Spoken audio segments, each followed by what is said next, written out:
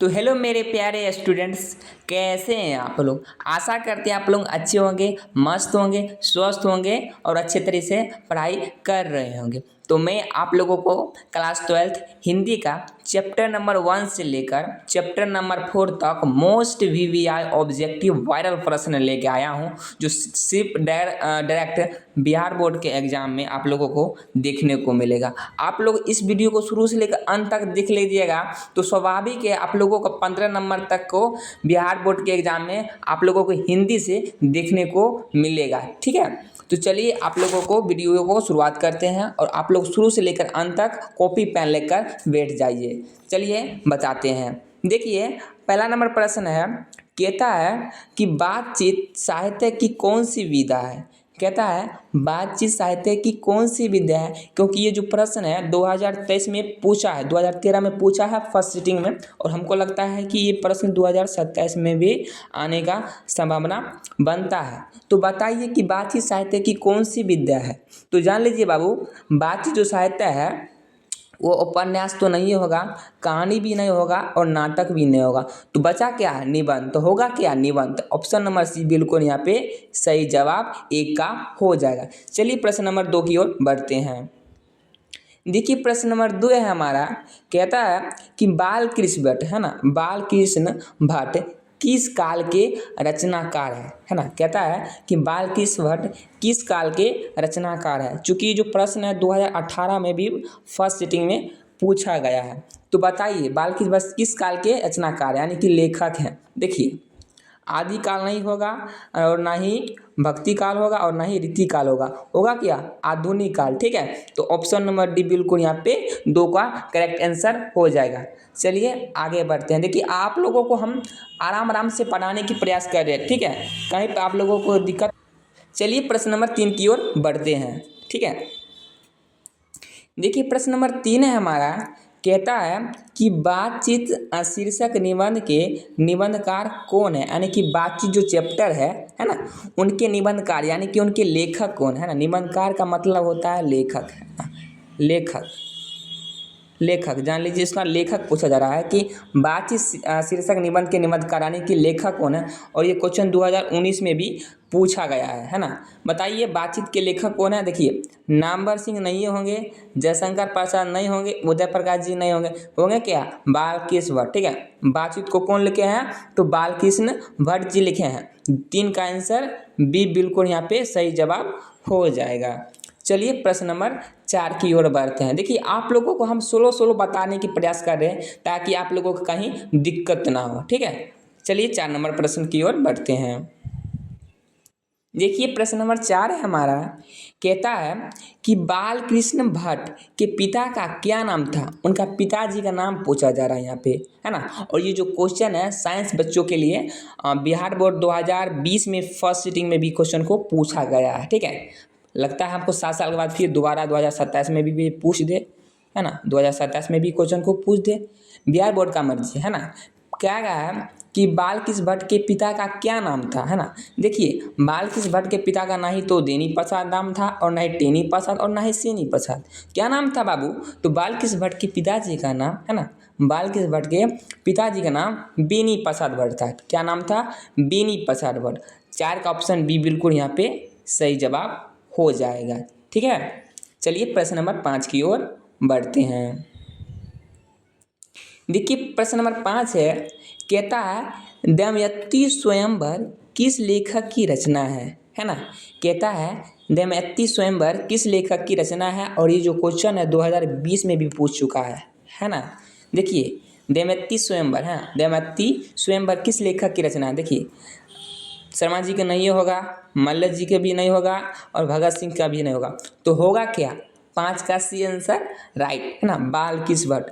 दमयंती स्वयंवर जो है बालकृष्ण भट्ट जी का है। ठीक है, तो 5 का सी बिल्कुल यहाँ पर सही जवाब हो जाएगा। ठीक है, सब आप लोगों को जितना ऑब्जेक्टिव क्वेश्चन करवा रहे हैं सब के सब इम्पोर्टेंट ऑब्जेक्टिव क्वेश्चन है, आप लोग इसको नोट करते चलिएगा। ठीक है, चलिए प्रश्न नंबर 6 की ओर, है ना, बढ़ते हैं।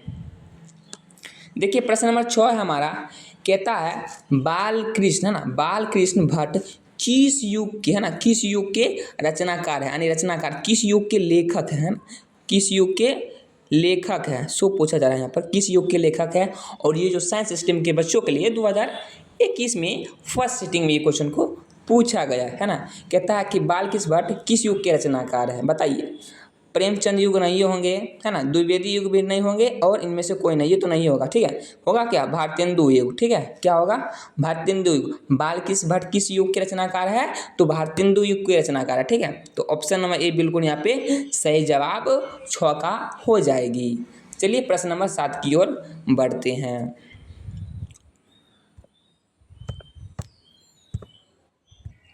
देखिए बाबू, प्रश्न नंबर 7 है, कहता है ना। देखिए थोड़ा सा पेन ले लेते हैं। कहता है कि बातचीत शीर्षक निबंध के अनुसार रस का समुद्र किनकी बातचीत में उमड़ा चला आता है ना। और ये जो प्रश्न है 2022 में भी पूछ चुका है ना। बताइए कि इसका आंसर क्या होगा। देखिए ऑप्शन नंबर ए है दो हम सहेलियों की बातचीत में, और ऑप्शन बी है दो पुरुषों की बातचीत में, ऑप्शन सी है दो बच्चों की बातचीत में, और ऑप्शन डी है दो मूर्खों की बातचीत में। तो इसका आंसर, सही आंसर क्या होगा, तो ऑप्शन नंबर ए है ना। ऑप्शन नंबर ए यहाँ पे बिल्कुल सही जवाब हो जाएगी। बातचीत का जो उमड़ा चलाता है तो दो हम सहेलियों के बातचीत में। तो इसका राइट आंसर जो होगा ऑप्शन नंबर ए बिल्कुल 7 का सही जवाब हो जाएगा। चलिए प्रश्न नंबर 8 की ओर बढ़ते हैं। देखिए प्रश्न नंबर 8 है, कहता है कि बालकृष्ण भट्ट है ना, बालकृष्ण भट्ट की रचना निम्न में से कौन सी है ना। बालकृष्ण भट्ट की रचना निम्न में से कौन सी है, ये पूछा जा रहा है। और ये जो क्वेश्चन है 2023 में भी पूछ चुका है, तो लगता है हमको संभावना है 27 में भी लगता है आ सकता है ना। पूछा है कि बालकृष्ण भट्ट की रचना निम्न में से कौन है, और ये 23 में पूछा है, 2023 में पूछा है, और 27 में आने की संभावना है, ऐसा हमको लगता है ना। तो बताइए, जूठा नहीं होगा, ओम प्रकाश वाल्मीकि जी का है। प्रगति और समाज नहीं होगा, और ना ही रोज होगा, तो होगा क्या, बातचीत, ठीक है। तो बालकृष्ण भट्ट की जो रचना है वो बातचीत है। तो 8 का जो राइट आंसर होगा ये बिल्कुल यहाँ पे सही जवाब हो जाएगा, ठीक है। चलिए प्रश्न नंबर 9 की ओर बढ़ते हैं। देखिए प्रश्न नंबर 9 है, ये जो क्वेश्चन है फट बालकृष्ण भट्ट के जी रचना से क्वेश्चन को पूछा गया है। कहता है कि 100 आजान एक सोजा नामक उपन्यास के, है ना, 100 आजान एक सोजा नामक उपन्यास के उपन्यासकार कौन है, यानी उपन्यास के उपन्यासकार। तो देखो एक चीज़ देखिए यहाँ पर, उपन्यासकार यानी कि उपन्यासकार का मतलब होता है लेखक। इनके लेखक, इनके उपन्यासकार यानी कि इनके लेखक कौन है, तो इनके लेखक जो है जयप्रकाश नारायण नहीं होगा, और ना ही जगदीश चंद्र माथुर होगा, ना ही मोहन राकेश होगा। तो होगा कौन, 100 आजान एक सोजा नामक उपन्यास के उपन्यासकार कौन है, तो कौन है, तो बालकृष्ण भट्ट जी है, ठीक है। तो ऑप्शन नंबर सी बिल्कुल यहाँ पे 9 का राइट आंसर हो जाएगा। देखिए जो क्वेश्चन है 2024 में पूछा बाबू, 27 में भी फेंक देगा ये क्वेश्चन को, लगता है। सब क्वेश्चन आप लोगों को वेरी वेरी इंपॉर्टेंट क्वेश्चन आप लोगों को हम करवा रहे हैं, ठीक है। इसको आप लोग नोट करते चलिएगा। चलिए प्रश्न नंबर 10 की ओर बढ़ते हैं। देखिए प्रश्न नंबर 10 है, ये दूसरा चैप्टर से है, उसने कहा था चैप्टर से प्रश्न है ना। कहता है चंद्रधर शर्मा और गुलेरी रचित पाठ और शीर्षक, यानी कि चंद्रधर शर्मा का जो इसमें से कौन सा चैप्टर उन्होंने लिखा है ना, उनका लिखा हुआ चैप्टर के बारे में पूछा जा रहा है यहाँ पे। और ये जो प्रश्न है 2010 में, 2011 में, 2021 में, है ना। 2010 में पूछा है, फिर अगले साल 2011 में भी रिपीट किया प्रश्न को, उसके बाद एक 10 साल के बाद रिपीट किया है 2021 में, है ना। और हमको लगता है ये प्रश्न को फेंक ना दे 2027 में, है ना। 2027 में भी आने की संभावना हमको बनती है, ठीक है। तो पूछा जा रहा है इनका कौन सा चैप्टर इसमें लिखे है उन्होंने। देखिए रोज तो नहीं होगा, और ना ही सिपाही की माँ होगा, और ना ही शिक्षा होगा। तो होगा क्या, होगा क्या बाबू, उसने कहा था, है ना। चंद्रशर्मा गुलेरी की रचित पाठ शीर्षक कौन है, तो उसने कहा था। 10 का ऑप्शन नंबर बी बिल्कुल यहाँ पे सही जवाब हो जाएगी, ठीक है। चलिए प्रश्न नंबर 11 की ओर बढ़ते हैं। देखिए प्रश्न नंबर 11 की ओर बढ़ते हैं, ठीक है। प्रश्न नंबर 11 है, कहता है कि लहाना किस कहानी का पात्र है ना। लहाना किस कहानी का पात्र है, बताइए किस कहानी का पात्र है। तो रोज का नहीं है, जूठन का भी नहीं है, और त्रिश का नहीं है। तो बचा क्या, उसने कहा था, ठीक है। तो ऑप्शन नंबर बी बिल्कुल सही हो जाएगा। जो लहाना थे वो उसने कहा था कहानी के पात्र थे, ठीक है। ऑप्शन नंबर बी बिल्कुल यहाँ पे 11 का राइट आंसर हो जाएगा। चलिए प्रश्न नंबर 12 की ओर, है ना, बढ़ते हैं। देखिए, कहता है कि उसने कहा था किस वर्ष की रचना है, यानी कि उसने कहा था जो कहानी है कब प्रकाशित हुआ था, ये पूछा जा रहा है। ठीक है, उसने कहा था कहानी कब प्रकाशित हुई थी। देखिए अब वो जो उसने कहा था कहानी था, ना ही 1920 में प्रकाशित हुआ था, है ना, और ना ही 1922 में, और ना ही 1925 में। तो हुआ था कब, तो 1915 ईस्वी में हुआ था। ठीक है, तो 12 का ए बिल्कुल सही जवाब हो जाएगी।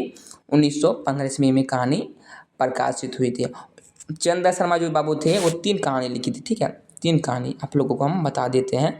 3 कहानी लिखी थी। पहला था उसने कहा था, उसने कहा था, और थोड़ा एगो था बुध का कांटा,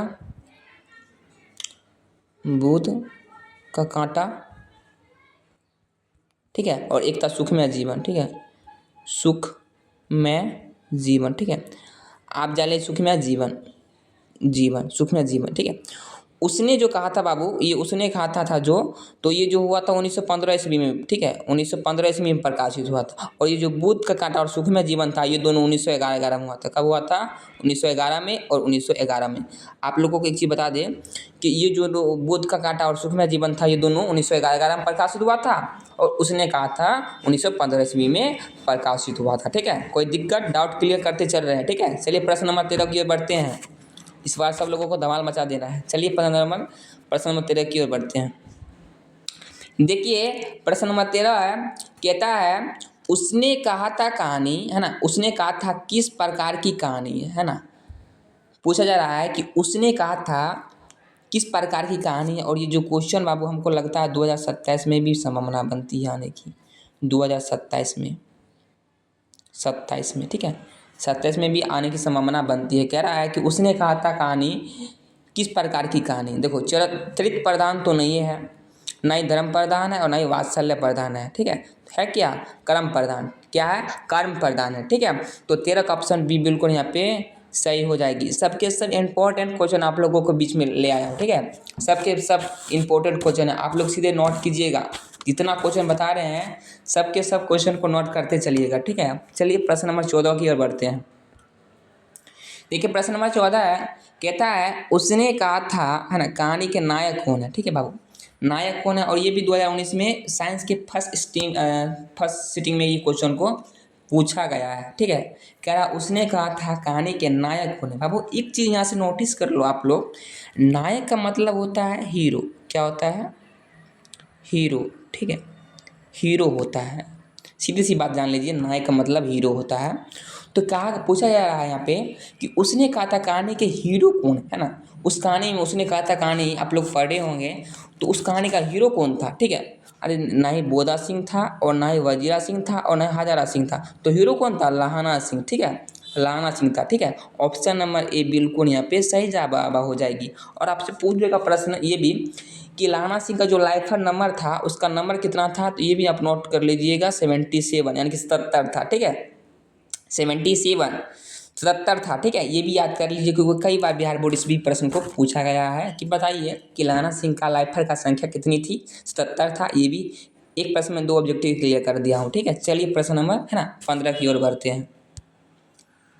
बताइए निम्न में से कौन सी रचना गुलेरी जी की नहीं है। देखिए आप लोग नोटिस कीजिए एक चीज़ को कि पूछा जा रहा है क्या, कि निम्न में से कौन सी रचना गुलेरी जी की नहीं है नहीं पूछा जा रहा, नहीं है पूछा जा रहा है यहाँ पे, है ना।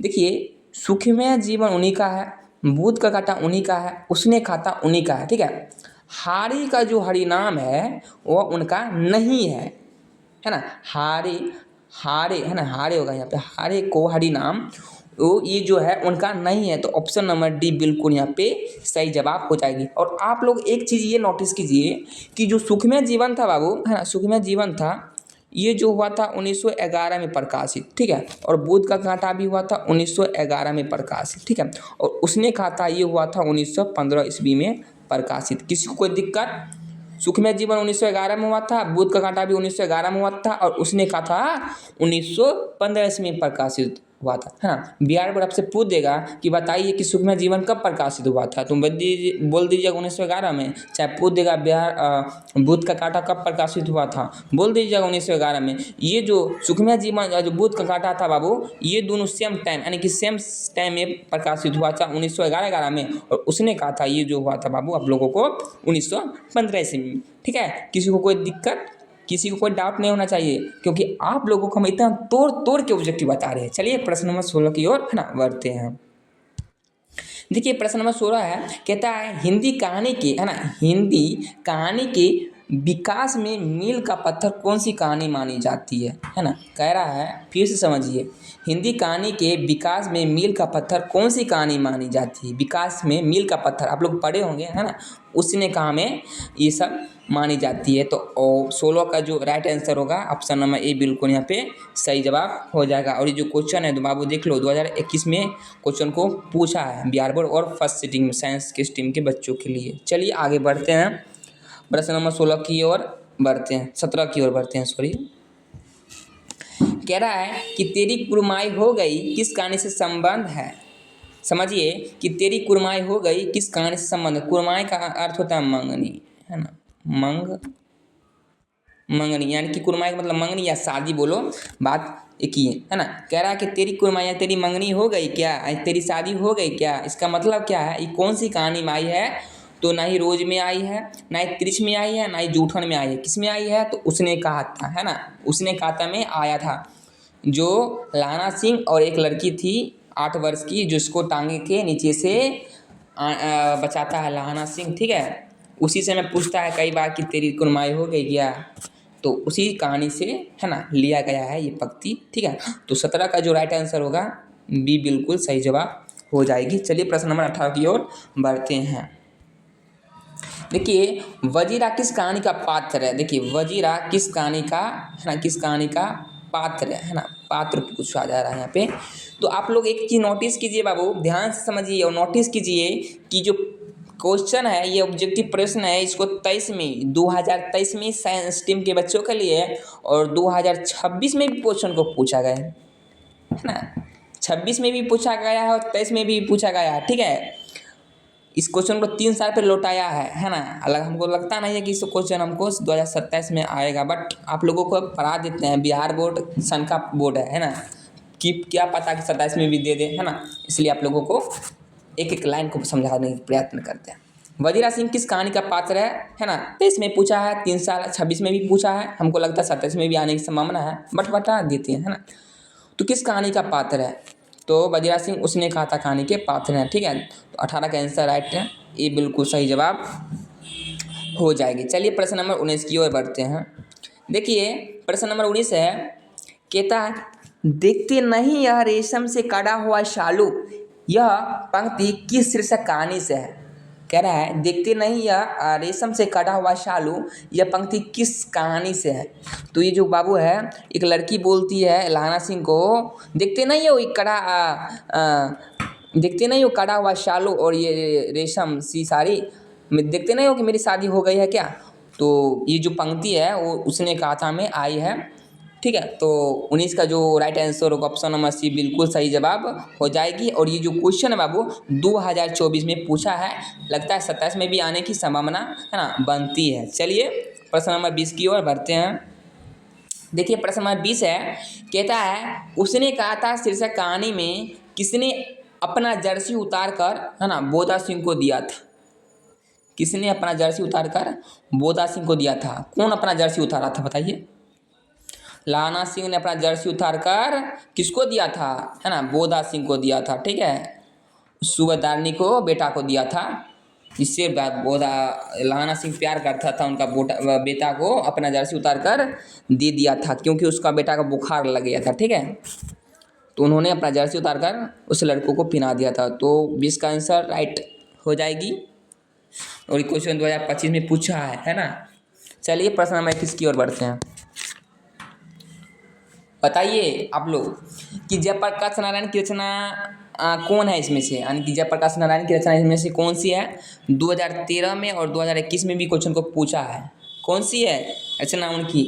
जयप्रकाश नारायण की, है ना। और हमको लगता है ये क्वेश्चन 27 में भी आने की संभावना बनती है।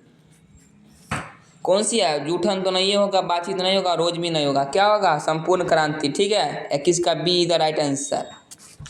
किसी को कोई दिक्कत, किसी को कोई डाउट? चलिए आगे बढ़ते हैं 22 की ओर। चलिए 22 नंबर देखिए, कहता है संपूर्ण क्रांति के रचनाकार कौन है? रचनाकार यानी कि संपूर्ण क्रांति के लेखक पूछा जा रहा है। लेखक कौन है ना। लेखक कौन है? तो कौन है? हजारी प्रसाद द्विवेदी नहीं होगा, प्रेमचंद नहीं होगा, शिव पूजन साहब भी नहीं होगा। होगा क्या? 21-22 का बी जयप्रकाश नारायण होंगे। क्या होंगे? संपूर्ण क्रांति के रचनाकार कौन है?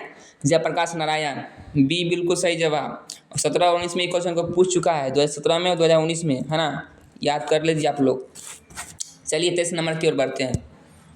23 नंबर देखिए, संपूर्ण क्रांति का नारा किसने दिया था? यानी कि नारा यानी कि भाषण, है ना। संपूर्ण क्रांति का नारा किसने दिया था? और 2018 में क्वेश्चन को पूछा है ना। 2018 में क्वेश्चन को पूछा है कि संपूर्ण क्रांति का नारा किसने दिया था? तो जयप्रकाश नारायण ने दिया था। कौन दिया था? जयप्रकाश नारायण, ठीक है। तो 23 का सी बिल्कुल सही जवाब हो जाएगी।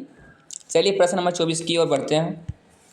प्रश्न नंबर 24 देखिए, जयप्रकाश नारायण, है ना। जयप्रकाश नारायण ने छात्र आंदोलन का नेतृत्व कब किया? 2020 में ये क्वेश्चन को पूछा है कि जयप्रकाश नारायण ने छात्र आंदोलन का नेतृत्व कब किया था? कब किया था बाबू? 1974 में किया था, ठीक है। तो 24 का राइट आंसर ए, 1974, ठीक है। आगे बढ़े 25 की ओर बढ़ते हैं। 25 नंबर देखिए, जयप्रकाश नारायण मार्क्सवादी कब बने थे? हैं, जयप्रकाश नारायण मार्क्सवादी कब बने थे? तो बाबू कब बने थे? ना 1922 में बने थे, ना 1923 में बने थे, ना 1925 में बने थे। कब बने थे? 1924 में बने थे। कब बने थे?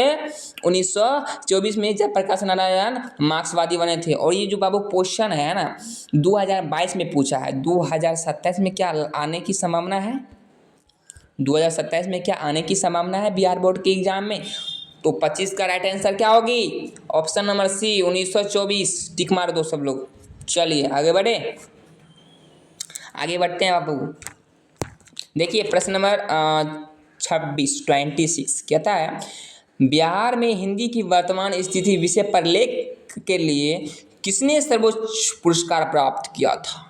फिर से समझिए, कहता है बिहार में हिंदी की वर्तमान स्थिति विषय पर लेख के लिए किसने सर्वोच्च पुरस्कार प्राप्त किया था? ये जो क्वेश्चन है 2024 और 2027, क्या 2027 में आने की संभावना बनती है?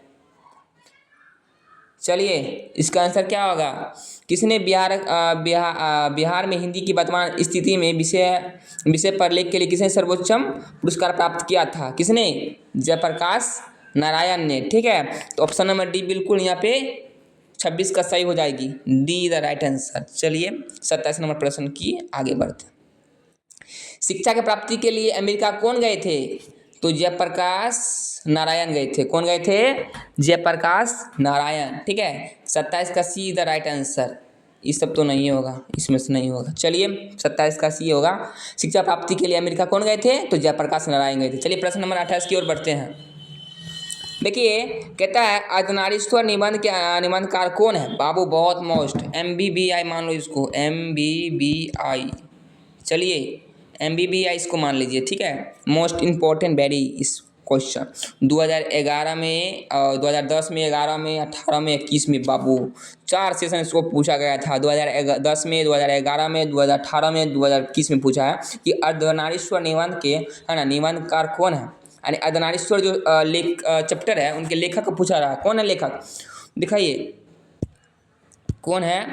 तो इसमें जो है हजारी प्रसाद द्विवेदी नहीं होगा, और ना ही रामचंद्र शुक्ल होगा, ना जगदीश चंद्र माथुर होगा, ठीक है। ये सब तो नहीं होगा। होगा क्या? Option number A Ramdhari Singh Dinkar, ठीक है। 28 का ऑप्शन नंबर ए होगा। अर्धनारीश्वर निबंध के निबंधकार कौन है? तो रामधारी सिंह दिनकर है। चलिए 29 नंबर चलते प्रश्न की ओर। अर्धनारीश्वर शीर्षक निबंध में शंकर और पार्वती, है ना, शंकर और पार्वती, है ना, पार्वती का किस प्रकार का रूप को वर्णित किया गया है? 2023 में पूछा गया है ना। 27 में आने की संभावना बनती है क्या? 27 में पूछा गया है कि अर्धनारीश्वर शीर्षक निबंध के शंकर और पार्वती के किस प्रकार के रूप को वर्णित किया गया था? कल्पित रूप को वर्णित किया गया, ठीक है। तो 29 का B is the right answer. चलिए प्रश्न नंबर 30 की ओर बढ़ते हैं। कह रहा है रामदास दिनकर किस विश्वविद्यालय में उपकुलित थे, है ना। किस विश्वविद्यालय में? तो भागलपुर विश्वविद्यालय में। किस विद्यालय में? भागलपुर विश्वविद्यालय में। ठीक है, तो 30 का आंसर, 30 का ऑप्शन नंबर ए होगा, भागलपुर विश्वविद्यालय। ठीक है, तो आई होप आज के लिए इतना ही, है ना। तो मिलते हैं आप लोगों को नेक्स्ट वीडियो में। और आप लोगों से एक बात कहनी है, आप लोगों को जितना भी आप लोगों को ऑब्जेक्टिव क्वेश्चन करवा रहे हैं, आप लोग आराम से इसको पढ़िए, रिवीजन कीजिए और उसको कॉपी में जितना हम आप लोगों को बता रहे हैं उसको सिर्फ आप नोट करिए और उसको सुबह सुबह चाहे शाम के शाम इसको पढ़िए और उसको रिवीजन कीजिए। मैं आपको जितना बताऊंगा उससे ज़्यादा नहीं है बिहार बोर्ड पूछने की, है ना। मैं आपको जितना ऑब्जेक्टिव क्वेश्चन मात्र आप कराऊंगा, बस आपको जितना मैं ऑब्जेक्टिव प्रश्न कराऊंगा आप उसको आना मैं नोटिस कीजिए और लिखिए। बिहार बोर्ड का पावर नहीं है इससे ज़्यादा वो पूछते, है ना। जितना पढ़ाएंगे उसमें से मिलेगा। तो आई होप आपको लिए आप लोग अच्छा से वीडियो को समझ गए होंगे और देख लिए होंगे किस तरह से, है ना, आता है। मिलते हैं नेक्स्ट वीडियो में, तब तक के लिए जय हिंद, वंदे मातरम। और अपना ख्याल रखिएगा और अच्छे से पढ़ाई कीजिएगा और अच्छे से रहिएगा। जय हिंद, वंदे मातरम।